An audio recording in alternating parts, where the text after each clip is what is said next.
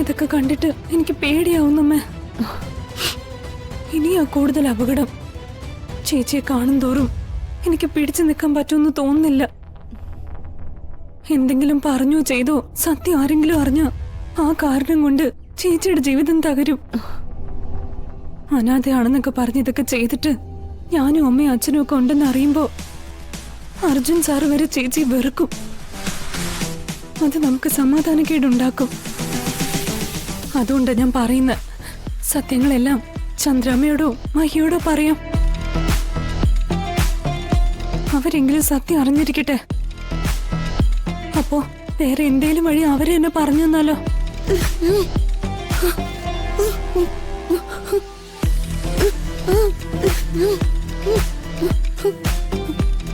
അങ്ങനെ ചെയ്യാം അമ്മ. ആരെയും അറിയിക്കണ്ട. നമുക്ക് എങ്ങോട്ടെങ്കിലും പോവാം. ചേച്ചി ഇവിടെ സ്വസ്ഥമായിട്ട് കഴിഞ്ഞോട്ടെ. നമുക്ക് മാറിക്കൊടുത്തേക്കാം. ഇന്ന് തന്നെ ഡൗൺലോഡ് ചെയ്യൂ. കാണൂ നിങ്ങളുടെ ഫേവറേറ്റ് ഷോസ്.